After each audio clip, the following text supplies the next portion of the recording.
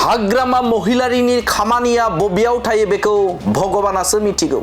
खुलुमबाय, स्टुडिअ दं आङो राकेश रामसियारि। बे समाव इउपिपिएल राजखान्थि हान्जानि आफादगिरि एबा बिटिआरनि खुंगिरि प्रमद बर'नि गोख्रों अजद। बे समाव हाग्रामा महिलारि बिथांखौ थांखिनानै बाथ्रा बुंदों बिटिआरनि खुंगिरि प्रमद बर' बिथाङा।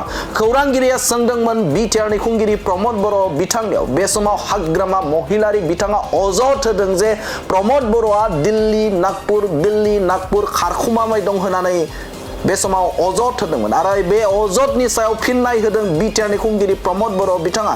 गिबि खेबनि थाखाय बिथां बिटिआरनि खुंगिरि प्रमद बर' बिथाङा बे समाव अजदनि सायाव फिननाय होदों बिथां प्रमद बर' बिथाङा फिननाय होदों जे बे समाव हाग्रामा महिलारि बिथाङा जे बुंथिदों जे दिल्ली नागपुर खारखुमादों होननानै बाथ्रा बुंनायनि सायाव बिथां बिटिआरनि खुंगिरि प्रमद बर'आ बुंथिदों जे बे समाव हाग्रामा महिलारिनि खामानिया बबेयाव दं बेखौ भगबानासो मिथिगौ होननानै बाथ्रा बुंथिदों बिटिआरनि खुंगिरि प्रमद बर' बिथाङा। आरो बिथाङा बाथ्रा बुंथिदों जे नागपुराव आङो माबे समाव थांदोंमोन बेखौ आङो गोसोआव गैला, नाथाय 2018 मायथाइयाव आङो थांदोंमोन। बेबो बड'लेण्ड सोमावसारनायनि मोनसे दोहौ जादोंमोन आरो बै समाव सावरायलायनाय आयदाखौ लानानैसो बे जायगायाव थांदोंमोन। बे समनिफ्रायनो आं बे जायगायाव थाङाखै, नाथाय बे समाव बिटिआर गोजोन गोरोबथानि माखासे मानि दफा मावफुंना आद्रा दङ, जाय दफाखौ मावफुंनो थाखाय बे समाव दिल्लीयाव थांनाया जाबाय थायो आरो बेबो अफिसियेल खामानिनि थाखाय थाङो।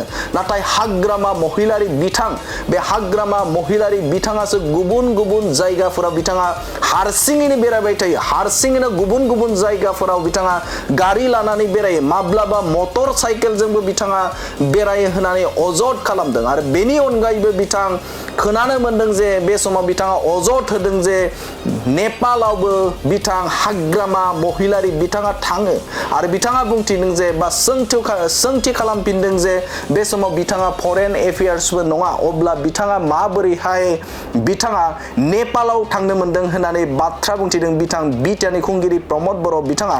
आरो बिथाङा बुंथिदों जे बे समाव हाग्रामा महिलारि बिथांनि बा हाग्रामा महिलारिनि खामानिया बबेयाव थायो बेखौ भगबानासो मिथिगौ होननानै अजद होदों बिटिआरनि खुंगिरि प्रमद बर' बिथाङा। आरो बिथाङा रोखा बाथ्राखौ बुंथिदों जे बे समाव हाग्रामा महिलारि बिथाङा बे समाव गुबुन जायगायाव हारसिङैनो बेरायो, माब्लाबा मटर साइकेलजों बिथाङा बेरायो, हारसिं गारियावबो थाङो होननानै अजद खालामदों। गोबां जायगाफोरावनो थांनायखौबो जोंबो अजद होनो हायो, नाथाय बेफोरबायदि बाथ्राखौ बुङा, मानोना इयुननि थासारिनि बाथ्रा दं आरो इयुन जोलैफोरखौ माबायदि लांनांगौ बेनि सायाव बा बेनि थाखाय जों खामानि मावबाय दं होननानै बाथ्रा बुंथिदों बिटिआरनि खुंगिरि प्रमद बर' बिथाङा। Thank you. हाग्रामा সময়ে কৈ থাকে যে আপনি বোলে দিল্লী নাগপুৰ পলাই থাকে, এইটো কথা উত্থাপন কি কৈছে? হাগ্ৰামাই সময়ে কৈ থাকে যে প্ৰমোদ বৰাই দিল্লী নাগপুৰত পলাই থাকে, অকল নিৰ্বাচন খেলিব ভয় খাইছে। মই নাগপুৰত গৈছিলোঁ 2018 চনত। সেই সময়ত বিদৰ্ভ আন্দোলনৰ নেতাসকলে মোক মাতিছিলে আৰু তেতিয়া নাগপুৰত গৈছিলোঁ। ইয়াৰ পিছত মই নাগপুৰত যোৱা নাই। দিল্লীত যাওঁ আমি, চুক্তি ৰূপায়ণ হ'ব লাগে, বহুতখিনি কাম থাকে দিল্লীত। তেখেতৰ বা কাম ক'ত থাকে ভগৱানেহে জানে, কোনোতো নাজানে। তেখেতে ক'ত যায়, গাড়ী লৈ অকলেও যায়, মটৰ চাইকেললৈও যায়, বিভিন্ন জেগাত যায়। কেতিয়াবা ছ'চিয়েল মিডিয়াবিলাক ওলালেহে গম পাওঁ আমি। নেপালতো যায় বুলি কয়, নেপালতো আমাৰ চৰকাৰী কাম নাই, তেখেতেতো ফৰেন এফেয়াৰ্ছৰ মানুহ নহয় না, বিভিন্ন জেগাত যায় বোলে। যদি লাগে ময়ো ক'ব পাৰোঁ, কিন্তু মইতো সেইবিলাক জেগাত নাযাওঁ। য'ত অফিচিয়েল কাম আছে, কিবা দায়িত্ব আছে, সেইবিলাকতহে যাওঁ। গতিকে হাগ্ৰামা মহিলাৰী ডাঙৰীয়াৰ সমাজক লৈ, জাতিক লৈ, অঞ্চলক লৈ কোনো আঁচনি নাই, কোনো চিন্তা নাই। গতিকে তেখেতে যিকোনো কথা ক'ব পাৰে আৰু প্ৰত্যেকটো কথা টুলুঙা মন্তব্য কৰি 17 বছৰত গোটেই ৰাজনীতিখন লেতেৰা কৰি পেলাইছে। আজি আমি নৱপ্ৰজন্মত কি শিকাই যাম?